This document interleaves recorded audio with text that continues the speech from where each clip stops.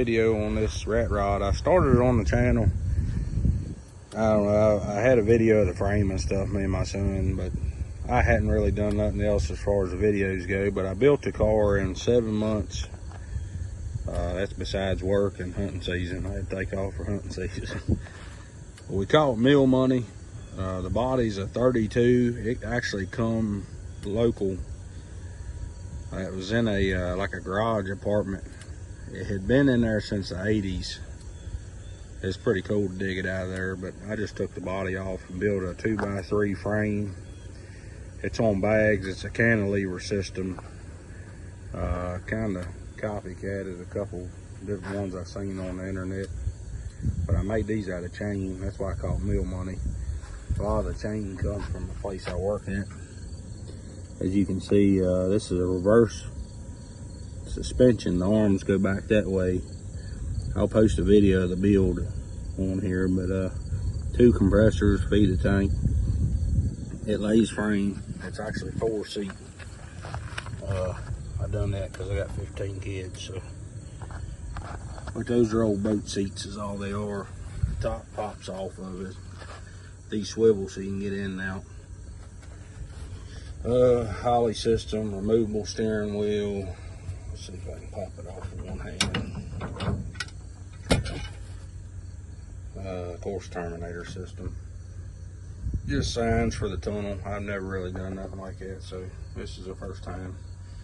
That rat back there, you pull it and it releases a pin because I have a hitch deal in the back.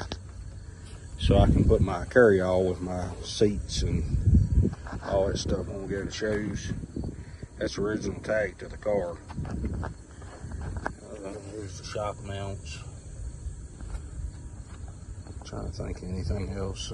It's 24x12s. That's a 2007 Chevrolet 2500 rear end.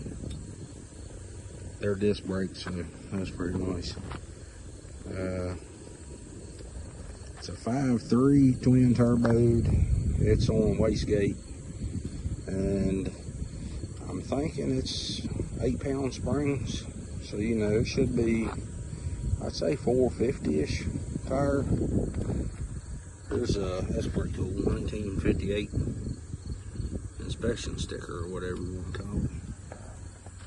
The back of it.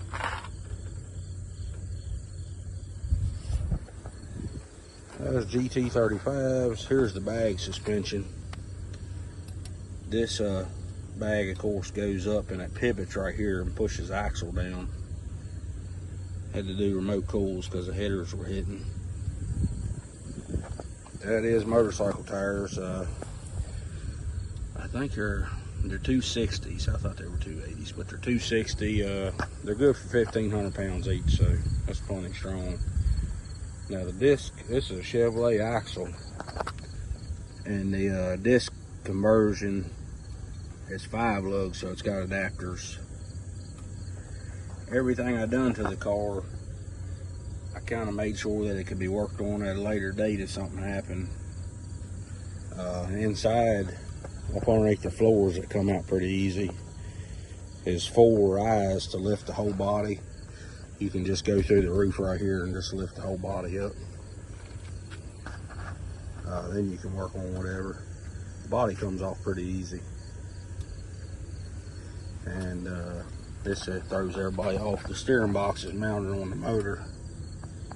It's not mounted on the frame. And there's a gearbox that reverses it, because after I done all that, I realized I was turning backwards.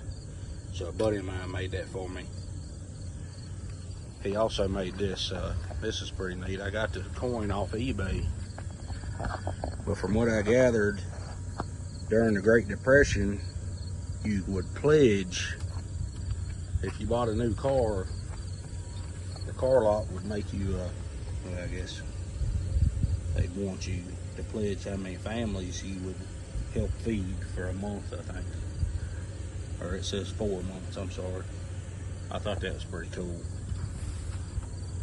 But that's the original radiator piece, and he made this and inlaid that, and then he made that for me. I weathered it with some stuff I got offline. Those are the original headlights, but I gutted them and put halogen bulbs and stuff in them. And these have LEDs mounted in them. They're yellow. It looks pretty cool at nighttime. Well, we can fire it up for you. Let's raise it up before we do the starting here.